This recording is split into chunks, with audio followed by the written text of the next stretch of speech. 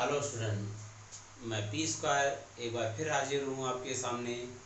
और हम आप लोगों को द्रव्य विकिरणों की दैतिक प्रकृति आपको पढ़ा रहे थे और 3 लेक्चर इसके कंप्लीट हो चुके हैं। आज का ये 4th लेक्चर है, यानी चौथा दिन है। और आज आप लोग इस चैप्टर में पढ़ेंगे मैटर वेव।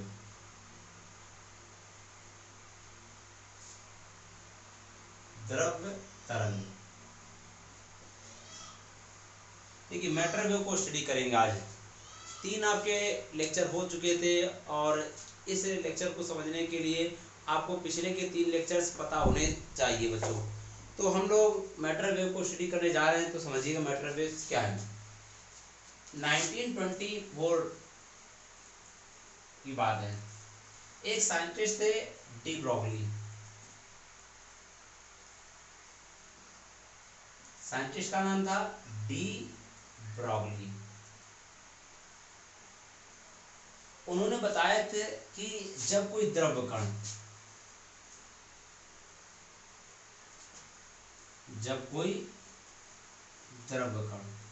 मैटर पार्टिकल द्रव कण क्या होता है बच्चों? मैटर पार्टिकल क्या होता है? एक ऐसा पार्टिकल जिसमें मास और चार्ज दोनों होता है, उसे हम लोग मैटर पार्टिकल कहेंगे। एक ऐसा कण जिसमें द्रव्यमान और आवेश बच्चों दोनों होते हैं, उन्हें लोग द्रव्य कण कहते हैं, मैटर पार्टिकल कहते हैं। तो वैज्ञानिक डी ब्रॉगली ने बताया था कि जब कोई द्रव कण किसी भी माध्यम में गति करता है, जब कोई द्रव कण किसी माध्यम में गति करता है, तो उस कण के साथ संबद्ध होने वाली तरंग को हम डी ब्रॉगली तरंग कहते हैं। मतलब समझ, जैसे सपोज दैट यह एक द्रव कण है, ये इस मीडियम में मूव कर रहा है। जब ये मीडियम में मूव करेगा तो मीडियम के पार्टिकल से क्या करेगा? कोलाइड करेगा।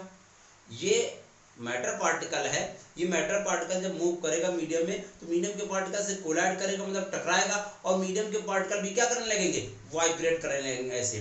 तो वाइब्रेशन के कारण एक नई वेव प्रोड्यूस होगी। इस नई वेव को ही हम लोग मैटर वेव कहते हैं। तो जब कोई द्रव कण किसी माध्यम में गति करता है, तो उस कण के कारण उत्पन्न होने वाली एक नई तरंग को हम लोग द्रव्य तरंग कहते हैं। द्रव कण किसी माध्यम में गति करता है, तो इस कण के कारण उत्पन्न होने वाली नई तरंग को हम लोग द्रव्य तरंग कहते हैं। when a matter particle बच्चों, when a matter particle moves in a medium, then a new wave will be produced. New wave will be produced due to this particle, and this new wave is known as matter wave. Clear है कि द्रव्य कण के कारण एक नई तरंग जो उत्पन्न होती है माध्यम में, उस नई तरंग को हम लोग क्या कहेंगे? द्रव्य तरंग कहते हैं। इसकी खोज 1924 ईस्वी में, द्रव्य तरंग की खोज 1924 ईस्वी में डी ब्रॉगली नामक वैज्ञानिक ने की थी। द्रव्य तरंगों की खोज, किसकी खोज बच्चों? द्रव्य तरंगों की खोज 1924 ईस्वी में डी ब्रॉगली नामक वैज्ञानिक ने की थी। किसकी खोज बच्चों? द्रव्य तरंगों की, मैटर वेव्स की जो डिस्कवरी है 1924 में डी ब्रॉगली नामक साइंटिस्ट ने की थी। इसी वजह से इन वेव्स को हम डी ब्रॉगली वेव्स भी कहते हैं। क्या कहते हैं? डी ब्रॉगली वेव्स भी कहते हैं। इन वेव्स को हम लोग क्या कहते हैं? डी ब्रॉगली वेव्स भी कहते हैं, क्योंकि डी ब्रॉगली नामक वैज्ञानिक ने खोज की थी, इस कारण से उनके नाम पर इन्हें डी ब्रॉगली वेव्स भी कहते हैं। तो क्लियर है, डी ब्रॉगली वेव्स या द्रव्य तरंग क्या है? जब कोई मैटर पार्टिकल किसी मीडियम में मूव करता है, तो इस मैटर पार्टिकल के कारण मीडियम में एक नई वेव प्रोड्यूस हो जाती है। इस नई वेव को ही हम लोग मैटर वेव कहते हैं। It is discovered by scientist de Broglie in 1924. So these waves are also known as de Broglie wave. यानी जब कोई द्रव कण माध्यम में गति करता है, द्रव्यात्मक माध्यम कहते हैं, द्रव कण किसी द्रव माध्यम में गति करता है, तो इस कण के कारण उत्पन्न होने वाली नई तरंग को हम लोग द्रव्य तरंग कहते हैं। अब बात आती है, समझिए इसकी खोज किसने की थी? 1924 ईस्वी में डी ब्रॉगली ने की थी। अब हम लोग इसके बारे में चलते हैं। डी ब्रॉगली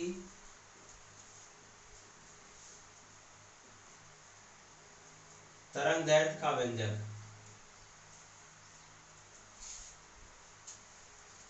यानी वेवलेंथ ऑफ डी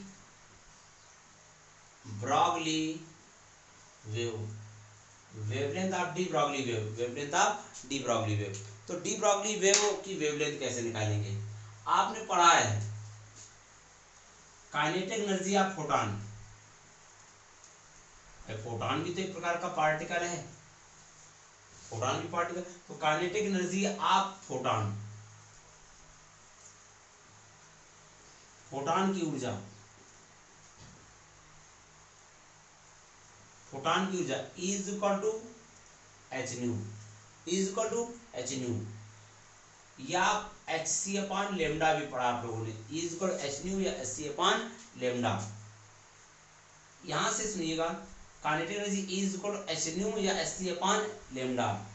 अब आइंस्टीन के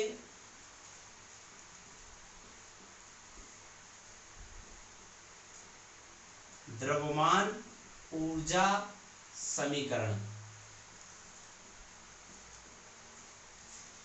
Einstein mass energy equation, from mass energy equation,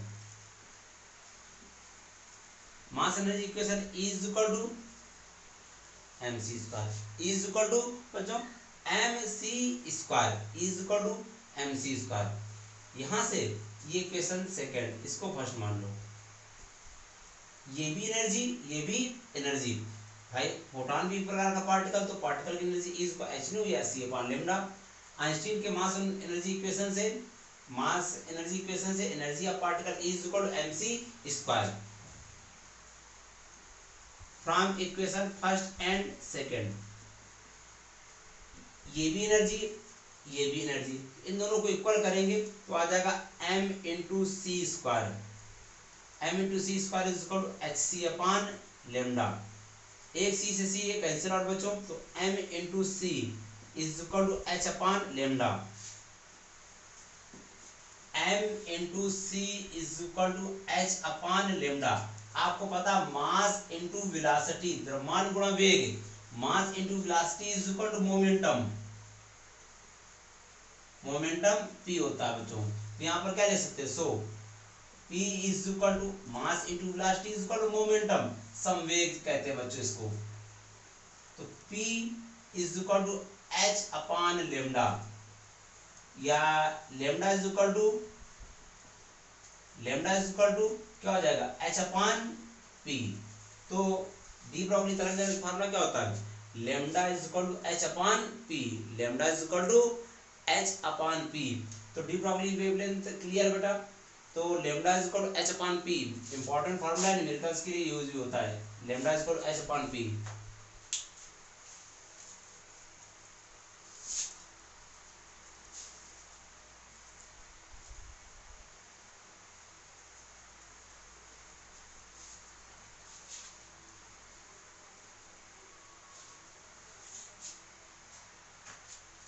After that,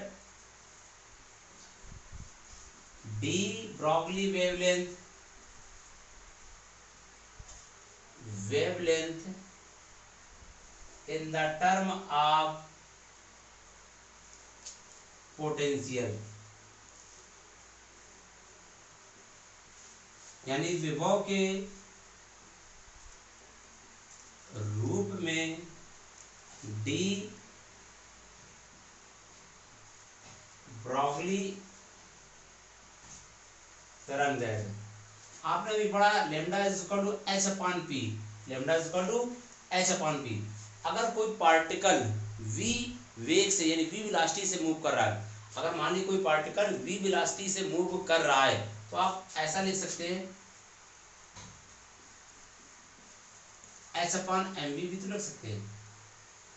अगर पार्टिकल v वेलोसिटी से मूव कर रहा है तो लेमडा को h अपॉन p की जगह एम भी लिख सकते हैं, लेकिन इसकी जरूरत नहीं है। यहाँ पर हम लोग यहाँ पर एक फार्मूला पढ़ा होगा कि मोमेंटम का square equal to 2 into kinetic energy into mass, momentum का square equal to 2 into kinetic energy into mass. कैसे, और सिंपल तरीके से, अरे k equal to half M V square, बच्चों पढ़ा है ना सभी ने, k equal to half M V square, k equal to half M V square, यहाँ m से मल्टीप्लाई बच्चों m से डिवाइड, k इक्वल टू क्या है, half M M square V square. तो हम डायरेक्ट एम वी का स्क्वायर ले सकते हैं। अरे M square V square, M V का square by M, M V mass into velocity is equal to momentum. तो k इज इक्वल टू क्या होगा बच्चों, मोमेंटम p यानी संवेग अपॉन 2m। तो p square is equal to क्या हो जाएगा 2km, यानी p square is equal to 2km। मतलब p स्क्वायर सर जो है वो दो कमान में तल के इक्वल है, ऐसा नहीं वो सोच जोक है। तो यहाँ पर ऐसे p square is equal to 2km, momentum का square is equal to 2 into kinetic energy into mass. तो यहाँ पर आप ले सकते हैं p is equal to under root 2km।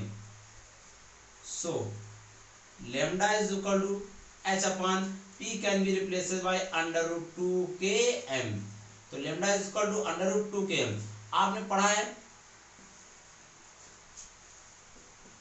lambda is equal to h upon under root 2km पढ़ चुके हैं। आपने ये भी पढ़ा है कि काइनेटिक एनर्जी मतलब गतिज ऊर्जा, काइनेटिक एनर्जी फर्स्ट चैप्टर में k is equal to charge into potential. Kinetic energy k is equal to charge into potential, ये कैपिटल भी है ये स्मॉल भी है। So lambda is equal to h upon under root 2k की जगह charge into potential into mass. तो ये kinetic energy k is equal to q into v की जगह ये वैल्यू रखी, तो लैम्डा यानी डी ब्रॉगली वेवलेंथ निकल आई, वो भी किसके टर्म में, पोटेंशियल के टर्म में। तो lambda is equal to h upon under root 2 qvm, और जहाँ q जो है वो चार्ज आप इलेक्ट्रॉन भी कह सकते हैं।